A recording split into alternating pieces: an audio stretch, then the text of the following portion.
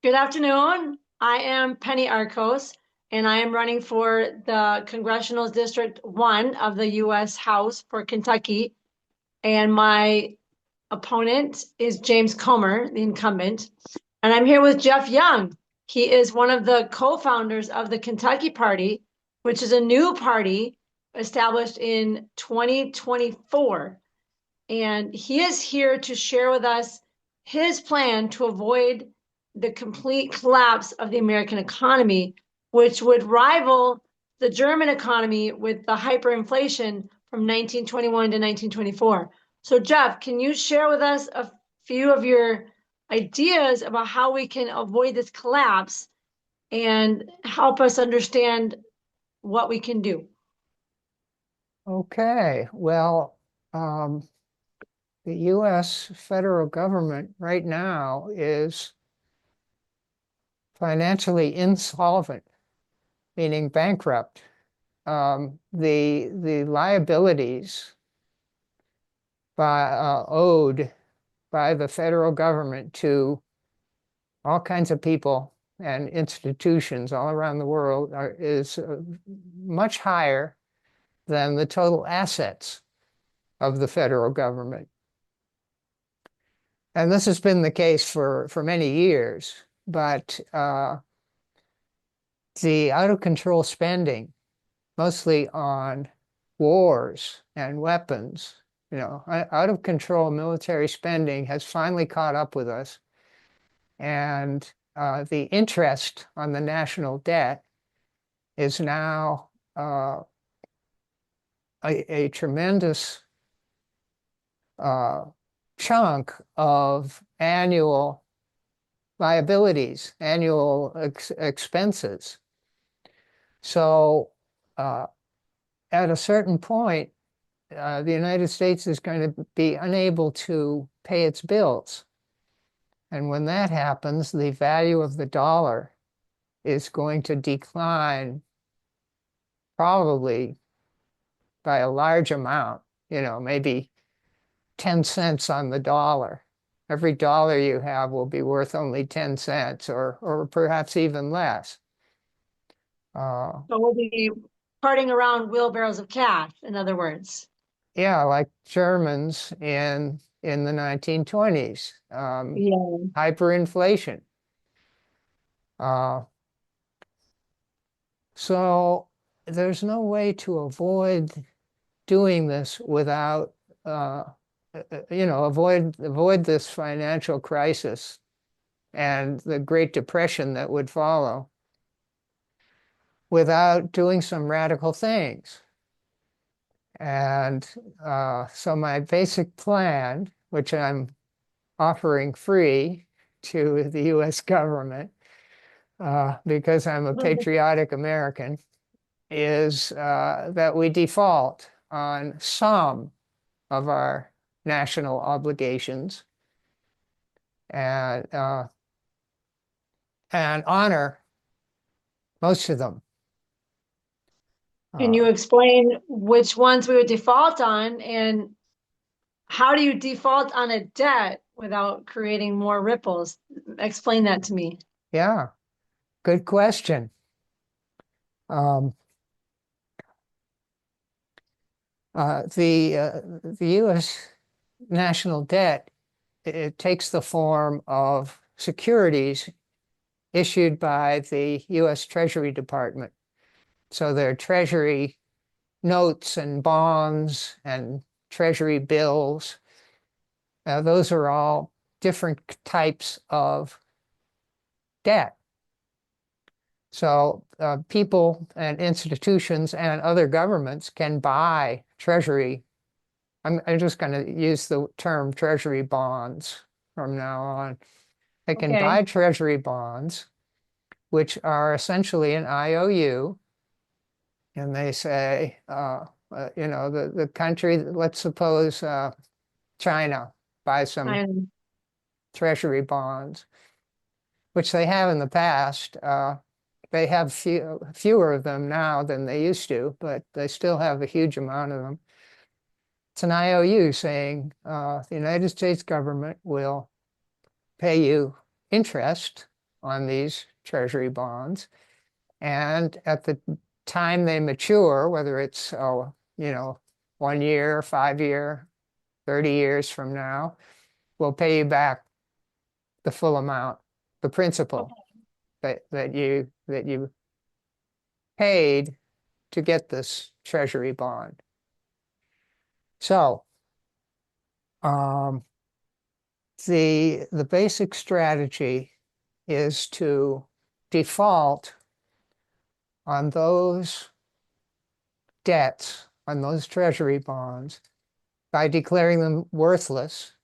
The United States would just say, okay, these particular treasury bonds you have are worth nothing now. We're never going to pay you anything on them, neither interest nor the principal when they reach the How end do of we, their life. how do you get away with that? You have to pay back your debts. Well, you don't. You just default.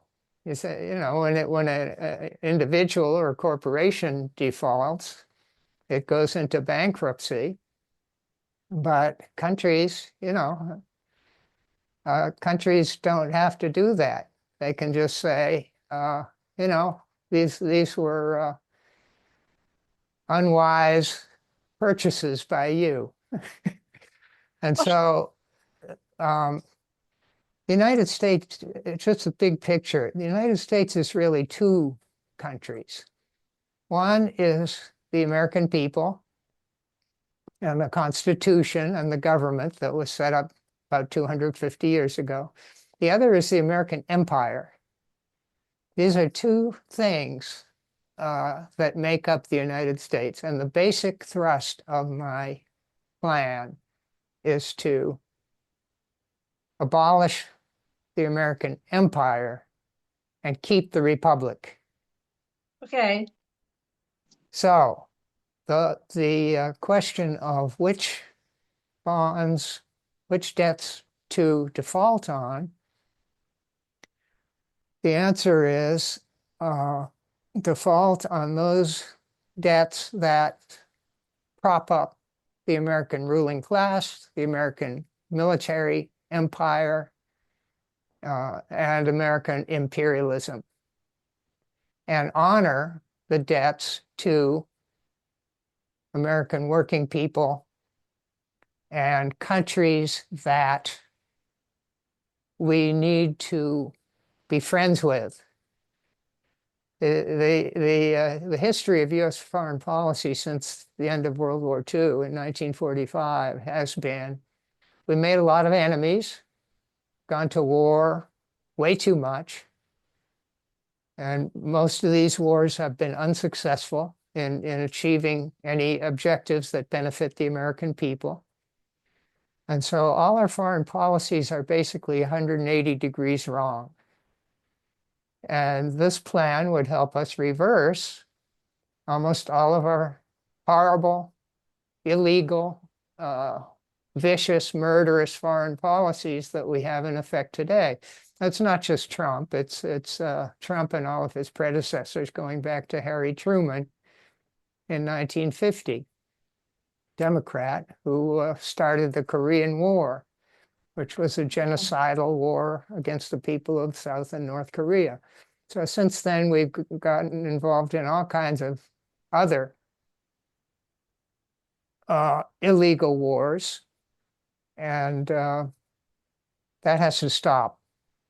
So So, the specific types of debts that we would default on would be uh, the debts to what the media calls our allies. We would default on the treasury bonds belonging to Japan, the United Kingdom, Belgium, Luxembourg, the Cayman Islands, France, Taiwan, Switzerland, Norway, South Korea, Saudi Arabia, Israel, United Arab Emirates, and Australia. Those are all supposedly US allies, and those debts would be worth nothing. So how Uh, does that, I'm sorry, but how does that affect their, those countries if we default on the debts that we owe them? How does that affect them? it makes them poorer. Okay. And that's, that's just tough luck. And we would not default on any debts to what is often today called our official enemies.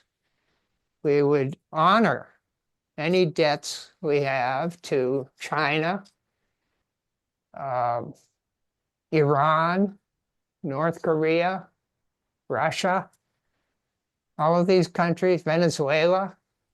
We would honor those debts and default on the ones to our so-called allies. As Henry Kissinger once said, um, Oh, to be an yeah. enemy of the United States is dangerous, but to be an ally of the United States is deadly. Yeah. And that has proven to be true. One of the few true things he said in his life. That one is accurate. Uh, That is playing out. That is playing out.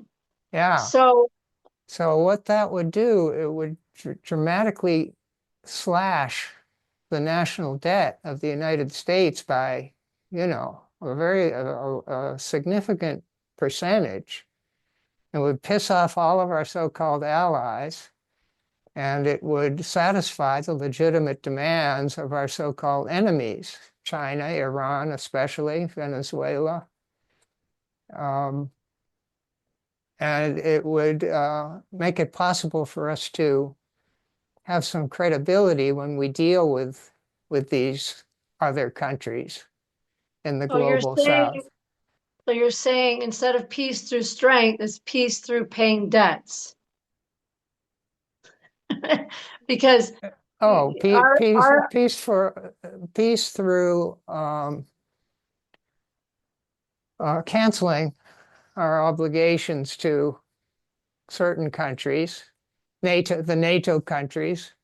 All of those treasury bonds would be worth zero, and honoring our debts to countries that should be our friends, but are currently considered enemies. okay, It's kind of why jujitsu. did you? Yeah, yeah. So, Using our own blunders in our favor. right. So what you're saying is these quote unquote enemy countries would be better off in good terms with us because they're stronger economies and they're more reliable, or Well, because the they're alliances would break up the empire and stop the wars. okay. So there are other aspects to my plan, and those are to also uh, nullify the value of treasury bonds held by, say, the 15 largest U.S.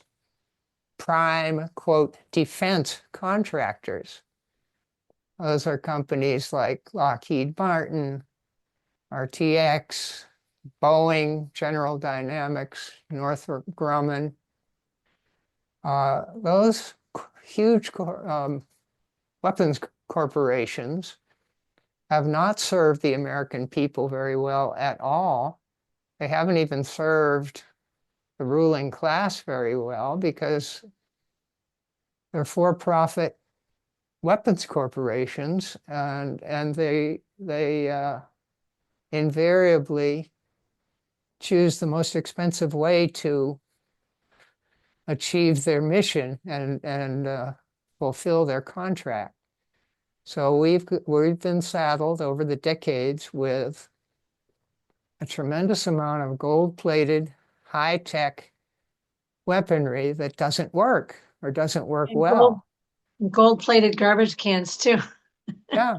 Well, So uh, w- I've heard that a lot of countries, especially in Africa, are turning to Russia for their military equipment and China because it's more reliable and it's more cost effective.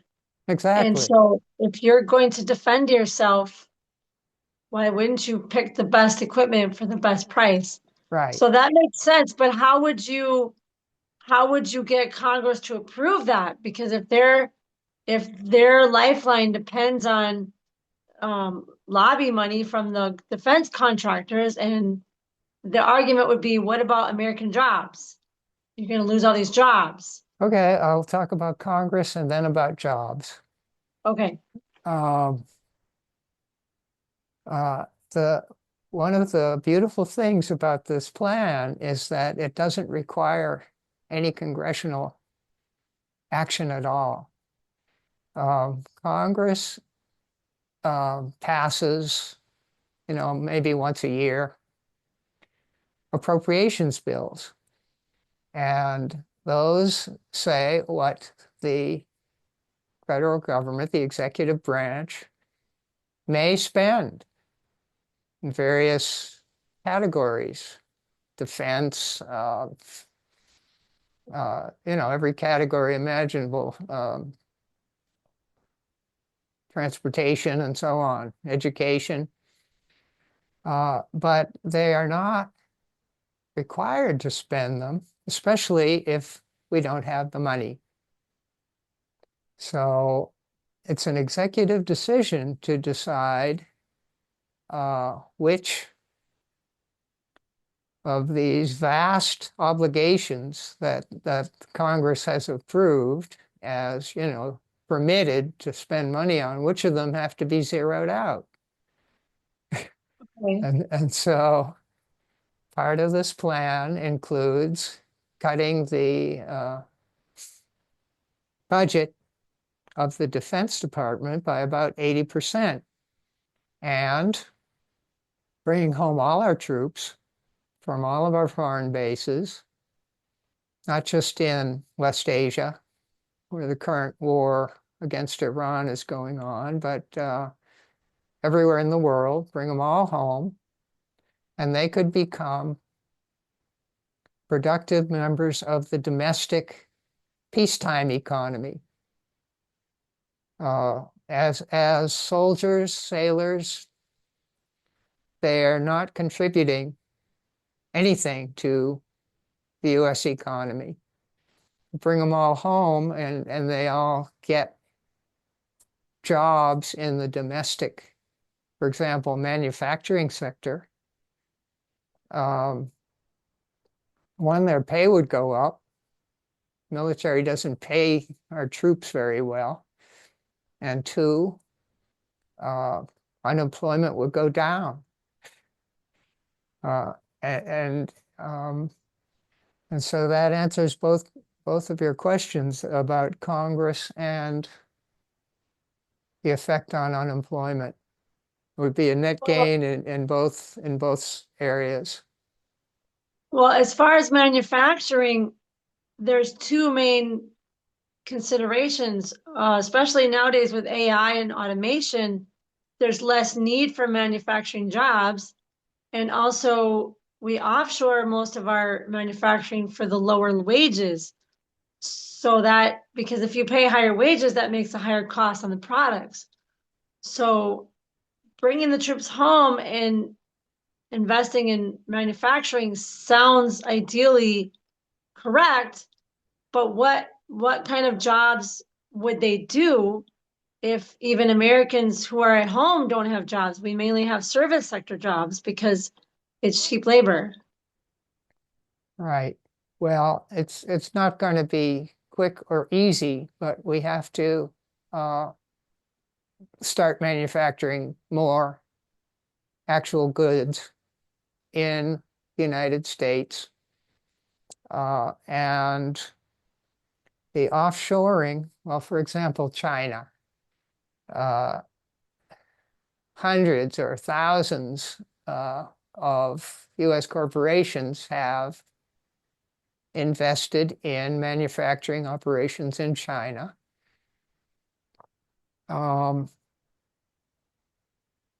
What we need instead is small businesses expanding in this country to start manufacturing in America again. The particular corporations, some of these corporations are the prime defense contractors that I said should be screwed as part of my plan. These multinational corporations have no loyalty to America, but small businesses do. And so we need to become a little bit more self-sufficient in terms of our production and shift back from a lot of service jobs to, small workshops, small manufacturing companies that produce what the American people need. And that fits very well with my proposal to slash the production of weapons Okay. dramatically. Yeah. So the argument is always, again, how are you going to compete with the lower prices that come from China? Trump tried to do a tariff regime and it Yeah, backfired. yeah. So how would you encourage manufacturers to, or even small businesses, how can they afford to produce, and how can consumers afford to purchase higher priced products in competition with China? You have Temu and Shane, and all these things are very cheaply done because they're done with mass production and lower labor costs. Yeah, well, uh, the main answer is to reduce or eliminate economic activity that does not contribute to the well-being of the American people. For example, uh, big pharma. That is a huge worldwide industry that has been focusing on developing vaccines uh, and the vaccines, so-called vaccines against uh, COVID-19 were a tremendous public health disaster. The vaccines were definitely unsafe, which meant that um, hundreds of thousands of Americans were killed and maimed by these mRNA jabs. So, certain big multinational corporations will have to be driven out of business, Pfizer and Moderna in particular. Wall Street as a whole. My plan to default on so many of these loans will pretty much wipe out Wall Street. And those jobs will have to be picked up by credit unions, which are cooperative financial institutions, and small, local, or statewide banks instead of huge banking corporations. It's bringing it all back home. So there's no way for the American people to avoid a decrease in their standard of living. That's just a given. There's even my plan would not prevent that, but uh, it's directed to making the landing as soft as possible for the American people and as hard as possible for the um, ruling class, the capitalist class in this country, the Epstein class, as it's been called recently. Right, right. Let them sink or swim, or the American people have to be uh, protected against complete destitution, poverty. Okay. Do you have any more parts of your plan? Well, let me see. Um, yeah, uh, agencies such as the CIA need to be abolished completely, including zeroing out their budget, because ever since 1947, when the CIA was created under the administration of Democrat Harry Truman, it has been the worst terrorist organization in the entire world. They get a lot of their money from running addictive drugs, cocaine, heroin. You mean Now, it's not Maduro? what? It's not, No, no, it's not Maduro? not Venezuela. No, it's not. Venezuela did a great job at limiting the amount of addictive drugs passing through their country. Uh, and so, Venezuela is one of the countries we need to honor our debts to. Okay, so how would you wipe out the CIA? Didn't Kennedy try that? Yeah, he talked about it. He did fire the CIA director, and they assassinated him along with, help from Vice President Lyndon Johnson. He was involved in the conspiracy to kill his boss. Uh, and yeah, CIA has to go. It's How do you get them out of their entrenched power?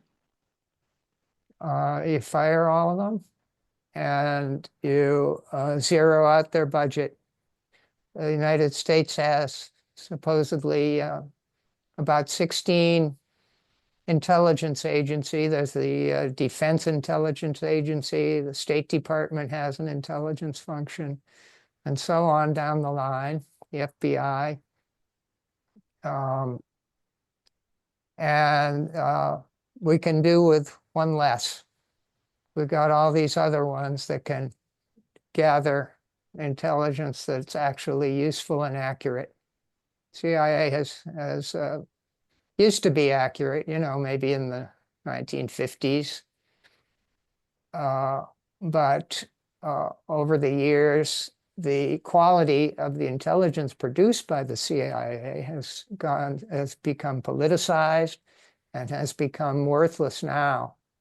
And Trump doesn't even listen to his CIA director, Tulsi Gabbard. He's or national. I'm sorry, she's director Right, of right. national intelligence, DNI. Right. He publicly says, "Well, I ignore that." Yeah. So, they're useless. They're worse than useless. They get us into wars. They gave him bad advice about what would happen if he started bombing Iran. And that may be a war that the United States doesn't even come out alive. So you think this could be worse than Vietnam? Well, uh, Vietnam was a bad blunder and completely illegal from day one. I would say John F. Kennedy, Democrat, started the illegal war against Vietnam. Uh, Richard Nixon, Republican, expanded the illegal war to also include war crimes against the people of Laos, Cambodia, all of Southeast Asia. So, yeah, Vietnam was bad, but Iran, if that war goes on for 20 years, Iran, the Islamic Republic of Iran will be working, will be functioning at the end of it, and the United States may not.